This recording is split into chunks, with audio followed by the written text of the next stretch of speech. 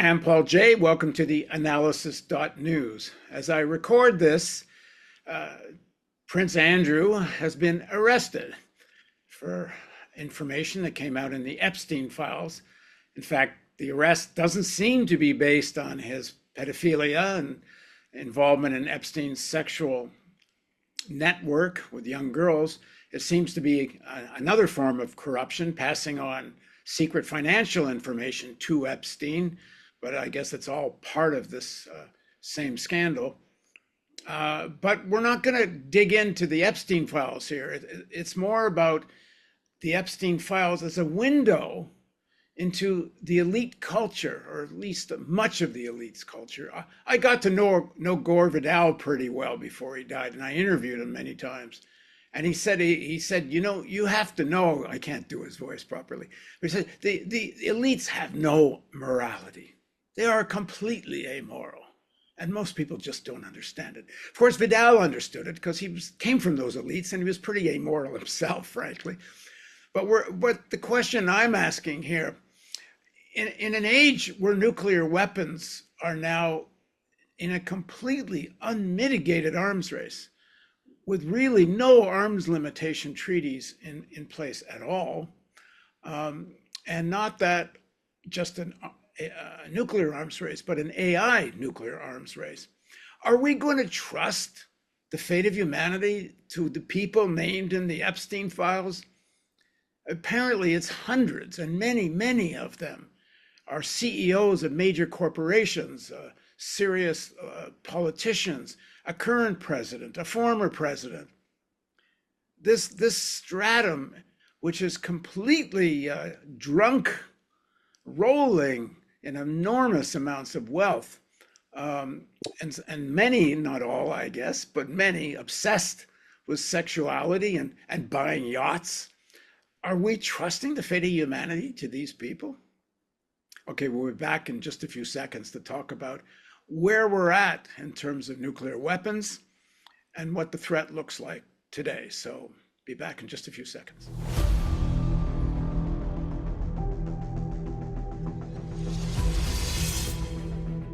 It was during the Obama administration that there was a modernization of American nuclear weapons, large billions and billions of dollars.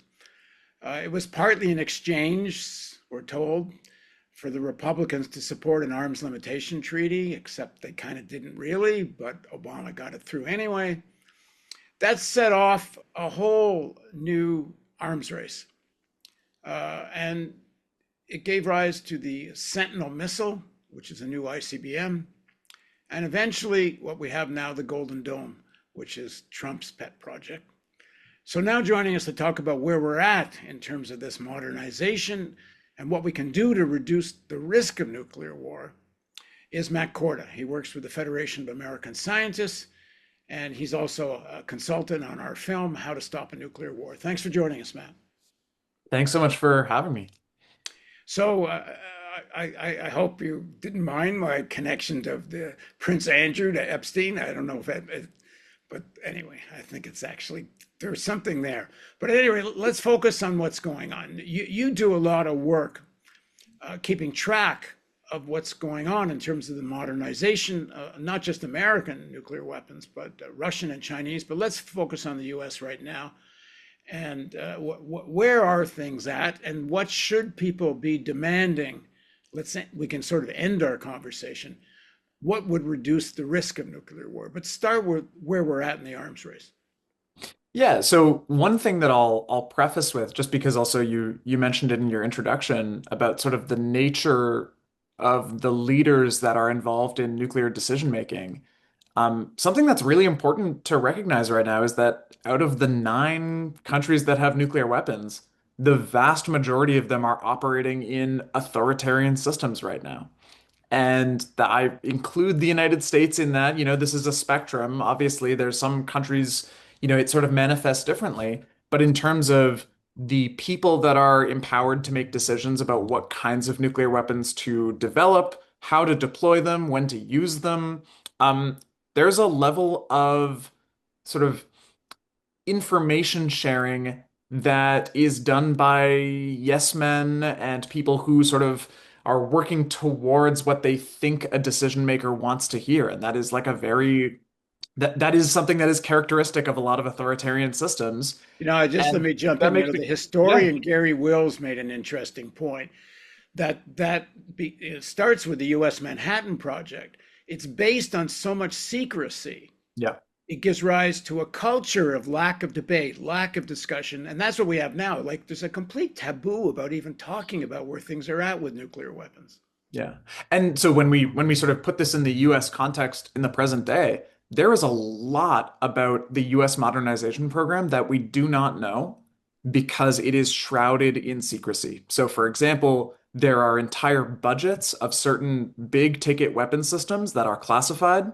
Um, and there's no reason to classify them, right? It's not a national security secret how much something costs. The reason to classify something is because you're trying to shield it from domestic public debate, in the context of, you know, worsening economic crisis and growing inequality. There are going to be people wondering why we're spending so much money on a particular bomber or a particular type of missile system that isn't supposed to be used. And so, you know, that where we're at with this modernization program in the United States right now is that, this is a program that is under immense amount of stress, but is being pursued anyways. And what I mean by stress is both economic and budgetary stress, as well as just a general sort of programmatic uh, stress that is happening by virtue of the fact that there's a lot of delay, there is poor contractor performance, there is a lack of communication between the contractors and the Air Force or the Navy. And this keeps coming out time and time again with basically every big ticket weapon system. So if we look at the Sentinel ICBM, for example, this is the most high profile weapon system that the Air Force is in the midst of procuring. Um, Originally, we were told, that it's impossible to life extend the current system for much cheaper, and that was what there were many folks that were sort of recommending because it was just technologically impossible. Instead, we have to buy this entirely new missile for a vast sum of money. And it's going to be, what we were told is that it was going to be cheaper than actually life extending a current missile system because we're going to be able to reuse all this, prior infrastructure, reuse launch cables, reuse existing silo holes, things like that. Now, fast forward a few years later, and what we're seeing is that basically every assumption that the Air Force and Northrop Grumman made about that program has turned out to be incorrect, right? So they're not going to be able to reuse old infrastructure.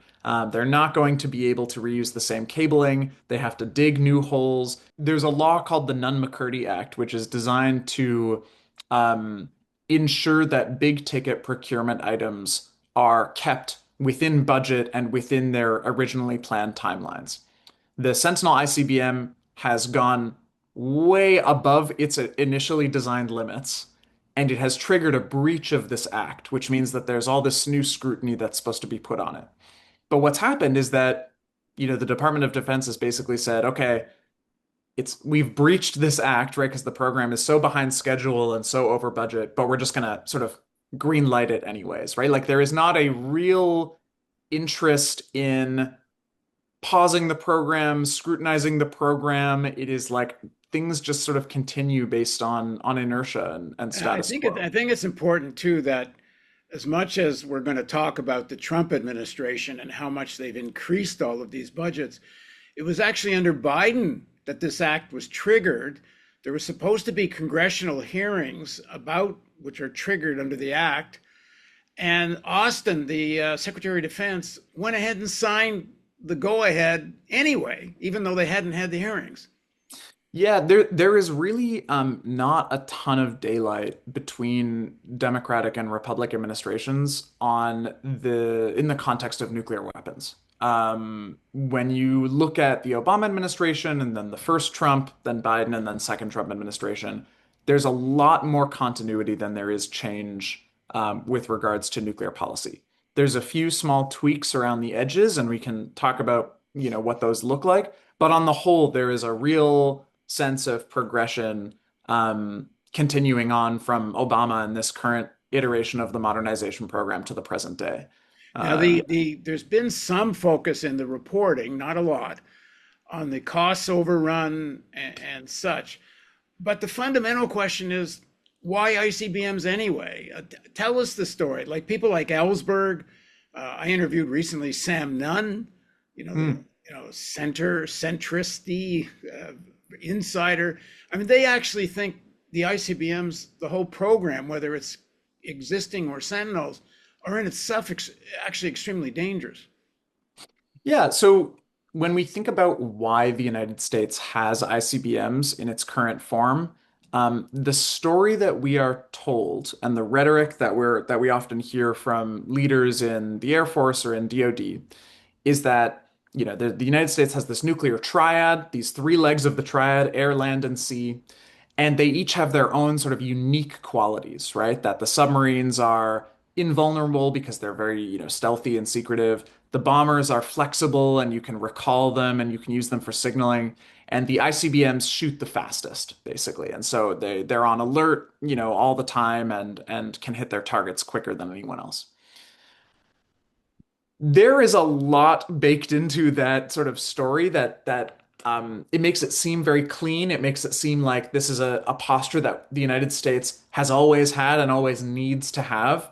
Um, but that isn't the case, right? What the reason why the US had ICBMs to begin with, right, is not just because they had this beautiful idea for this perfect posture and then built around it, right? It was a lot of jockeying between members of the Air Force and the Navy wanting to push for pieces of a domestic military budget that would benefit them, and these sort of doctrines, competing doctrines of how to use nuclear weapons that popped up around those specific weapons. And so what we saw back then, and this is a trend that continues today, is that weapons technology gets developed and then ideas and doctrines about where and how and when to use them get thought of second, right? It's not that the doctrine pops up first and then we have to build a weapon to fit into it perfectly.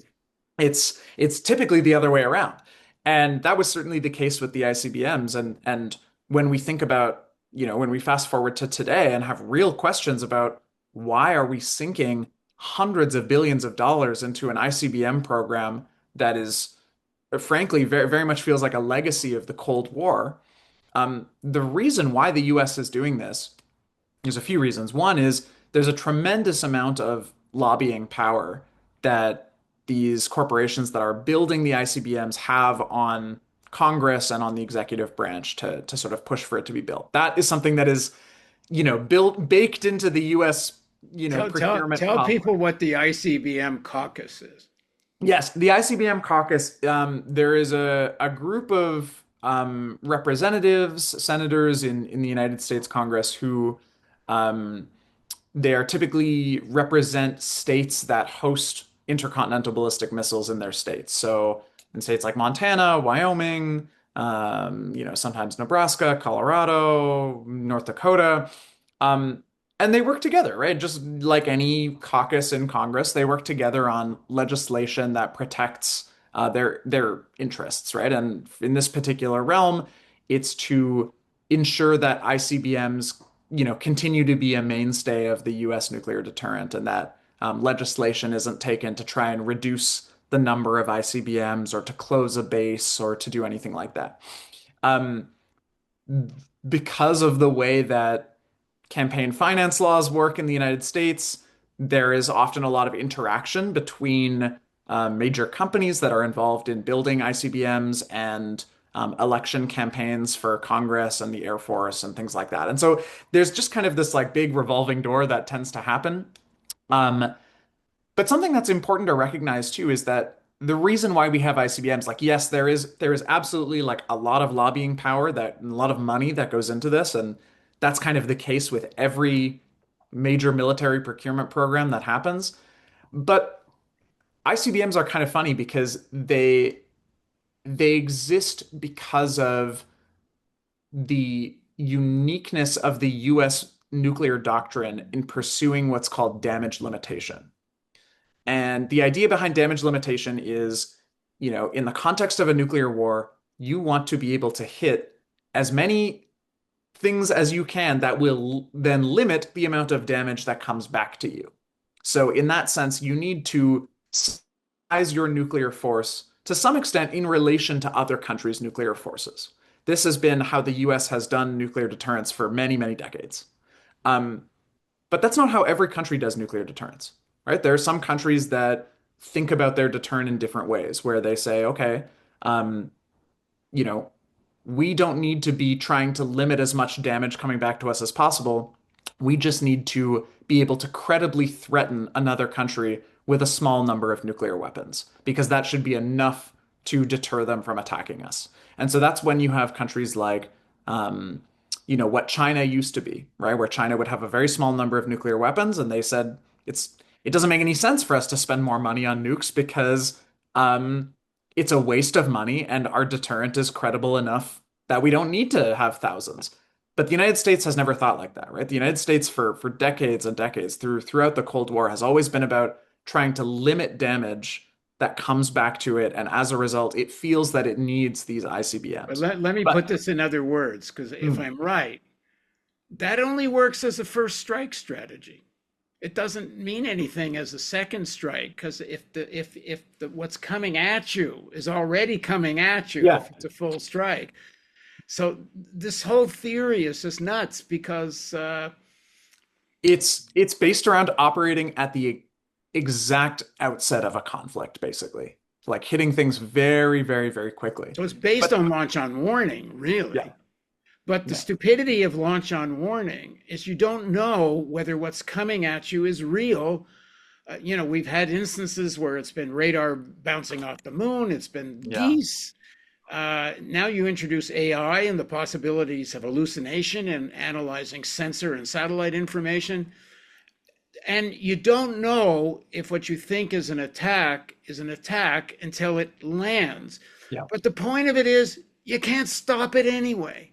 Right. So you might as well wait and find out if it's real or not. Because if you fire, quote unquote, on launch on warning, you're going to guarantee something's going to come back at you. Yeah. Um, but then they have another crazy theory when you confront someone who supports this program and explain what this is, so that they come back at you. Yeah, yeah, we know, but it's a nuclear sponge. But they don't want to tell the people of Montana what a nuclear sponge is. Yeah, it's interesting, right? So we will the way in which people talk about where the nuclear weapons in the United States are based is it's often framed in the context of this sponge idea, right? Which is that um, because the United States deploys so many ICBMs across, such a large amount of territory, and the locations where those ICBMs are deployed are very much away from densely populated cities, is that they sort of raise the ante for another country to launch nuclear weapons. And if they chose to do so, they would all sort of go towards the middle of the country, right? This area that is not filled with a ton of people, is not particularly dense, and they would sort of soak up the nuclear weapons that would otherwise be directed towards cities or things like that. This logic is a little confusing for, I guess, for a few reasons, right? One is that it's You're kind of very generous to call it confusing. Go it ahead. is confusing, but it's almost impossible to imagine a country launching 900 to 1,000 nuclear weapons at the middle of the country and not also hitting other centers of decision-making power in the United States, right? Like it's impossible to imagine hundreds and hundreds of warheads going to Montana and not several going also to Washington, D.C., right? Or to New York or to, Seattle where the submarines are based. So this idea that warheads would be drawn towards the middle of the country and away from the cities does not really hold a lot of water for me, because they're just going to hit everything. Um, and so this idea of quote unquote being able to save lives by drawing warheads to the middle of the country, that does not, to my mind, that doesn't really And make a it's lot of so sense. stupid. Like either you're going to launch on warning, and they aren't going to be there when the other side's supposed missiles are coming in, the silos are all empty by that point if you've launched Mm. on warning. Or you're not planning to launch at all, and they're going to sit there to be targets, which, if that's your plan, why hit them? There's no Yeah, point. I think I mean, the point is, this is all madness. Ellsberg called it institutional madness, but it's madness to make. It's all about money making, and as you know, people, as you know, the United States has enough submarines to wipe out every major city in Russia and China. There's absolutely no point to any of this. And I think on top of that, right, like this idea of, even when we think about the submarines, right, a lot of these arguments about the ICBMs start to fall apart, right? Because what we've been told is that, the submarines are stealthy, but the ICBMs can launch faster.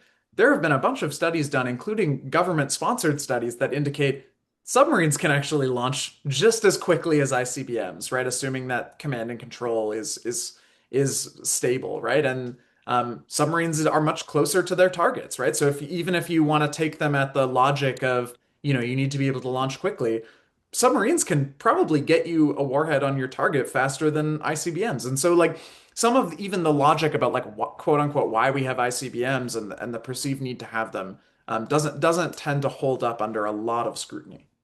And And and and the and there are underlying, ways to change, like if the US wanted to change its policy away from damage limitation, um, then it would sort of reduce the need to have ICBMs at all. well, I think there is no need for ICBMs, but the At least in underlying, doctrine form. yeah, but the underlying thing is, why on earth would anyone launch a first strike against the United States? It's impossible to believe. Yeah, Everyone it's hard knows to the U.S. has submarines. So there's no way you launch a first strike against the United States and you don't commit suicide. yeah. So we're supposed to think that Russia and China, which are the only countries that could possibly have the capability of launching a first strike against the United States, that they're going to commit suicide. I mean, it's beyond insane. And now what we know about nuclear winter, probably launching the first strike, even without a second strike back at you, probably ends you anyway, the number of fires that would be created. Yeah. I mean, the whole underlying set of assumptions is nuts, but we don't talk about it. Hmm. And, the Sentinel system, how much is that thing going to cost now? Oh, it's a great question. We're looking at hundreds of billions of dollars. And they're talking about the Golden Dome. We won't get into it now. We can talk about it more on another show. But the short of it is, it can't work. The Golden Dome missile defense system, and this is just one in the latest iteration of missile defense system boondoggles. And I've said this before. The argument against missile defense system is you can't hit a bullet with a bullet. Now they're claiming with AI, maybe you could hit a bullet with a bullet, incoming missile. Yeah. But you can't, AI cannot distinguish between a bullet and the bullshit. Right. There's no missile comes at you, no warhead comes at you without hundreds of decoys. And there's no way to know what's the decoy and the whole thing, the premise, every single piece of it is nonsense, but it's being driven partly by money making, partly by kind of internalization of the Cold War. Yeah. But talk about what you face, because your job essentially is to try to alert people to the state of things, and it's hard for you guys to get traction. Yeah, it's challenging. The Golden Dome issue is a really interesting one because we there are always going to be advantages for the attacker over the defender, right? Because of the issues that you mentioned, right? It is so much cheaper, it is so much easier to be able to build decoys and build all these things and embed them into your systems in order to escape any kinds of defenses. It should essentially, what it should do is make you think that defense is just not worth investing in because it is so much money to make a system work that basically is trying to beat the laws of physics. It's incredibly difficult. It's probably impossible Yeah, at but I the think that's the scale. point. The But this is objective where, is the objective is the money. I have this yeah, my tagline. I want to put a little trademark next to it. It's not about the dome, it's about the gold.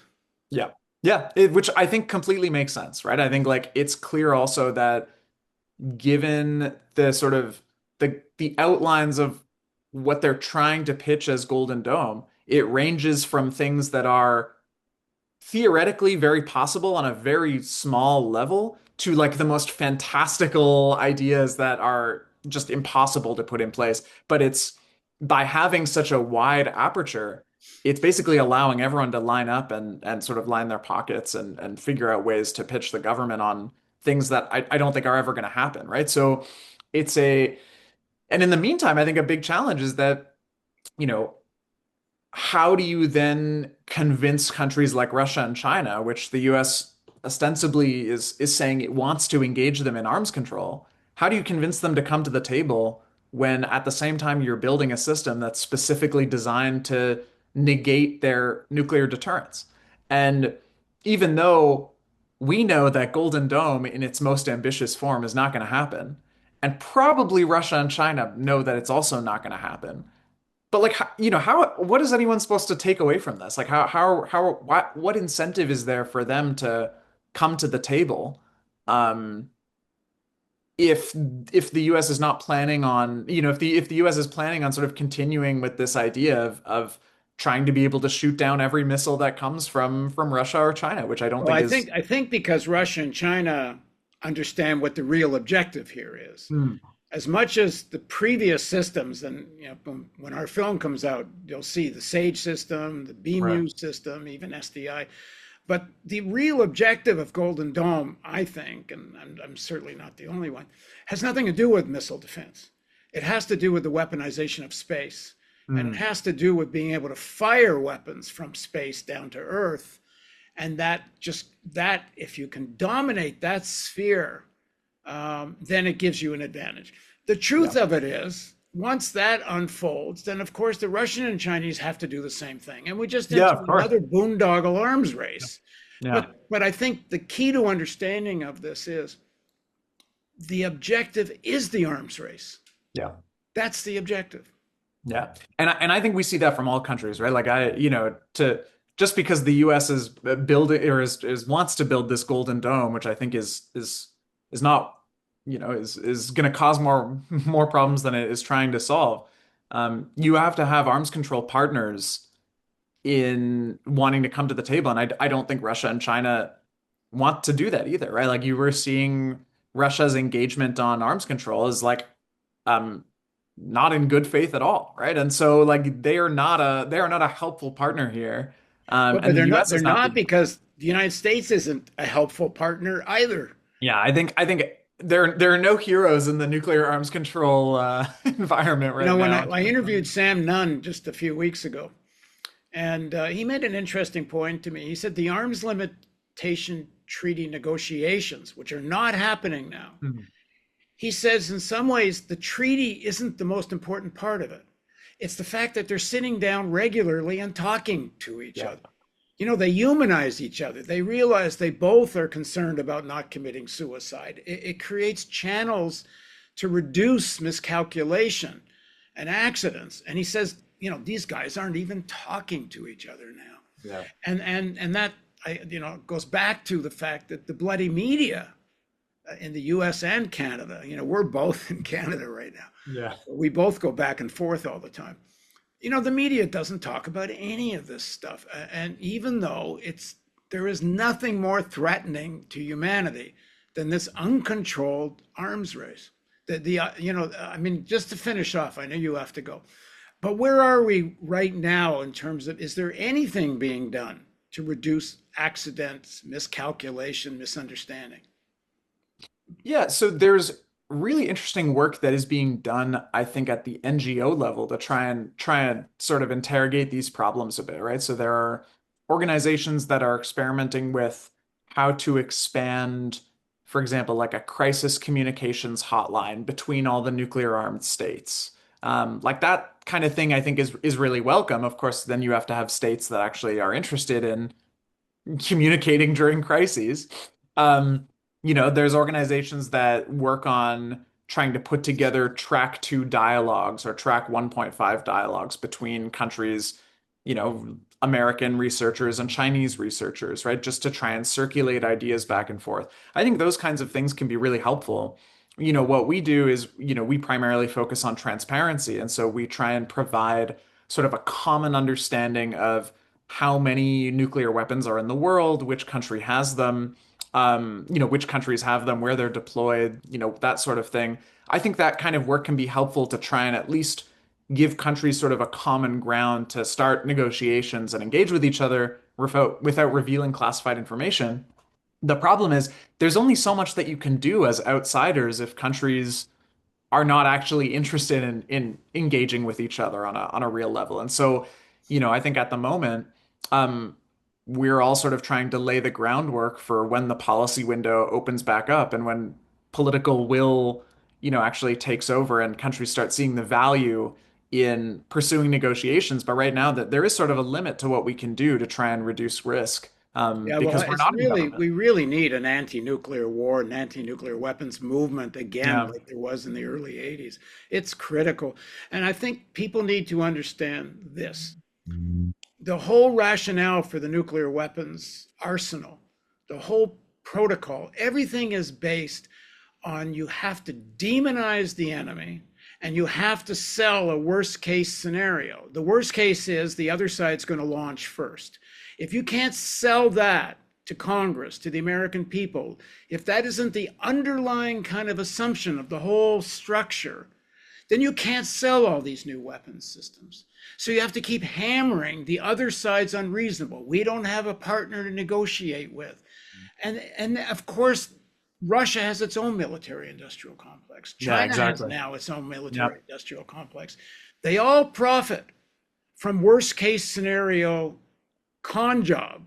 Yeah. And we're allowing it, we're allowing these people, the kind of people obsessed with sex and wealth we're seeing in the Epstein files, we're allowing them to rule the world. And we're not us people, why aren't we up in arms about the risk of nuclear war? And there's midterm elections coming up and then presidential. It's an opportunity. People's got to make this an issue. And if it doesn't come, even progressive candidates, they barely understand these issues. I Yeah. saw AOC at the Munich conference. Mm. She was asked about Taiwan, Mm. and she kind of fumbled. And it's not, it's a complicated thing, but Hmm. it was an opportunity to talk about the threat of nuclear war. Right. And she doesn't seem very well informed on. I don't particularly blame her. I think it's true of most of the progressive Yeah. candidates. They don't even understand these issues. So if you're watching this thing, educate yourself and start demanding people running for office understand these things. Okay, Matt's got to run to another interview, All right. so I'm going to say a quick goodbye. But why don't we'll keep doing this every a few weeks from now and keep the That conversation. sounds great. Amazing. All right, Very well. thanks very Thank you much. so much. Thanks, Matt. Very All right. appreciated. Thank you. I'll see you later. See ya. And thanks for joining us on theAnalysis.news. Please don't forget, we only exist with your donations. We don't just cover the issue of nuclear weapons, but we're kind of focusing a lot on it, partly because it's a preoccupation of mine right now, because this film I'm making, How to Stop a Nuclear War. And if you want to know more about it, write in. But we can't do any of this without your financial support. So if you go to the website, theAnalysis.news, and make a donation, it will be much appreciated. Thanks again for joining us.